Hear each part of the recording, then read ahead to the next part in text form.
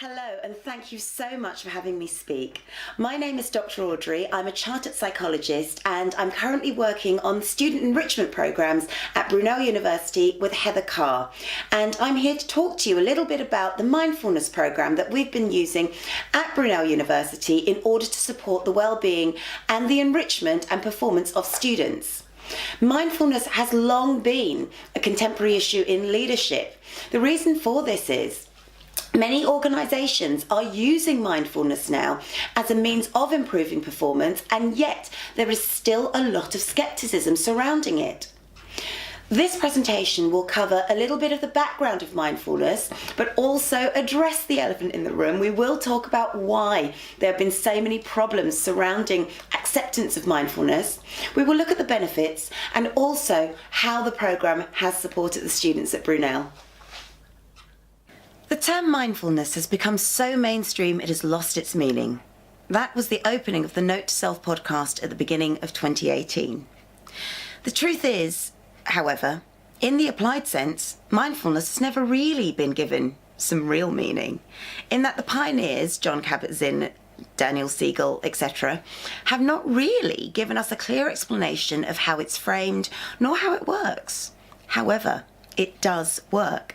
And with so many organisations now using it in order to produce productivity improvements and improve well-being of their teams, it's quite important that we do look at mindfulness as a contemporary issue. I would like to start this presentation by asking you to think about what springs to mind when the term mindfulness is spoken to you. Most people talk about mindfulness and they think yoga immediately, or deep breathing, or meditation, and don't really go much further than that.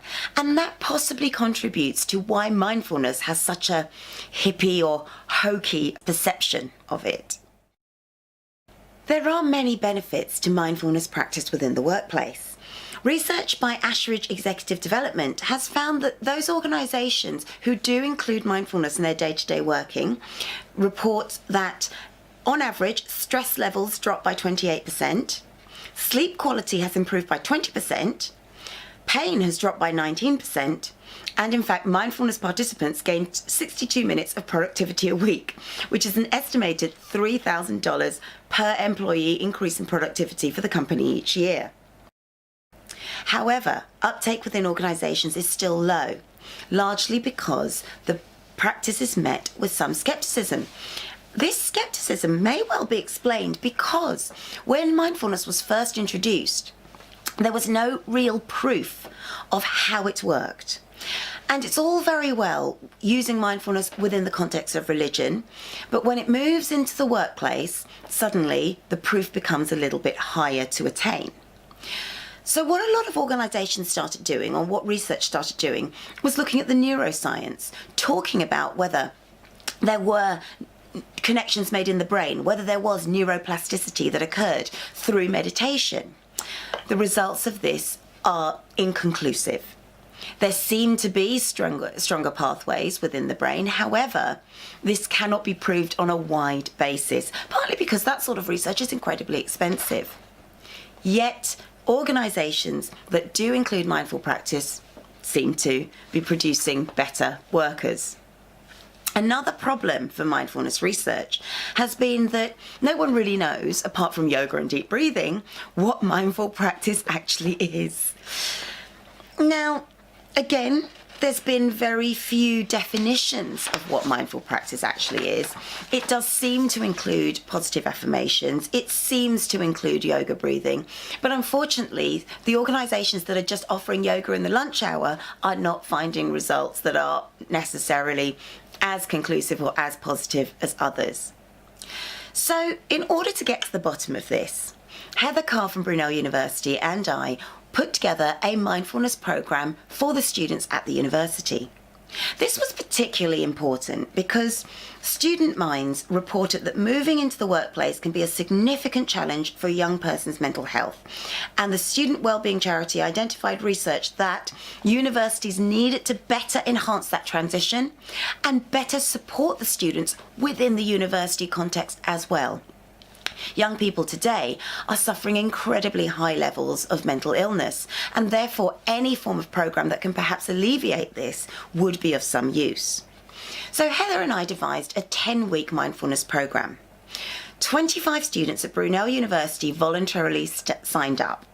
This program included elements of Kabat-Zinn's MBSR mindfulness-based stress reduction program, as well as NLP techniques, as well as other methods of bringing a greater awareness to unconscious thoughts and feelings.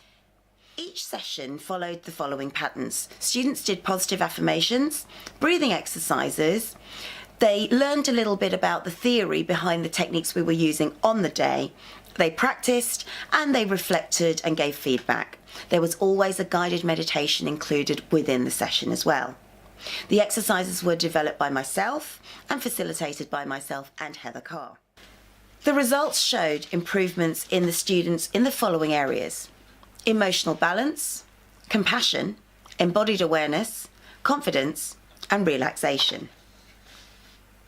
Some of the things that the students said included: thank you. I had a number of personal issues when I started the course, but it's really helped me more than you know. I've learned to say no. Before this course, I was saying yes to everything and I was getting frustrated because everything I was doing was suffering. But I know it's okay to say no, and it helps me become a better person. You said something about being specific in one of the sessions, and this is something my husband and I do now. When we compliment each other, we say why and what we love, and it's really helped us make a deeper connection. I believe I've changed my perspective and learned to be purposefully aware. I've gained a lot more confidence in myself. I was looking for something to help me build that, and I'm more comfortable in myself now. I love the meditation. I think we should do this every day. I've learned methods of controlling my anxiety.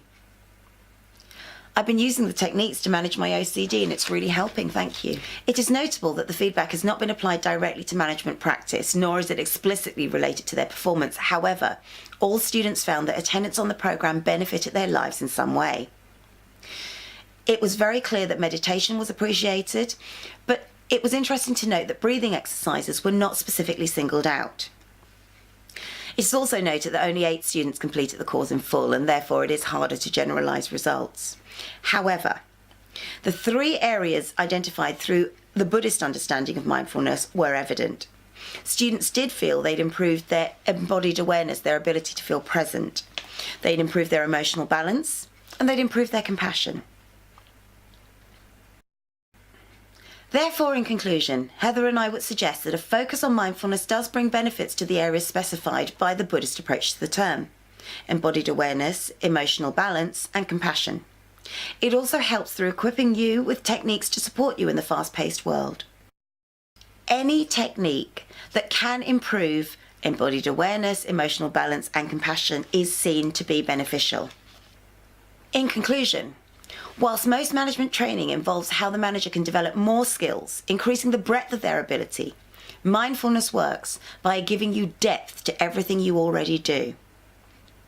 It is noted that when practiced regularly, meditations as well as any form of technique which improves awareness, which improves understanding of the body and the self, which improves compassion, is seen as beneficial and does result in better performance. Benefits are seen both professionally and personally.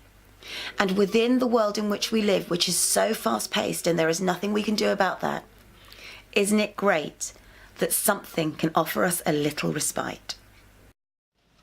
Thank you so much for listening. If you'd like to know more, please do visit www.draudreyt.com or please follow me on Twitter or Instagram @DrAudreyT.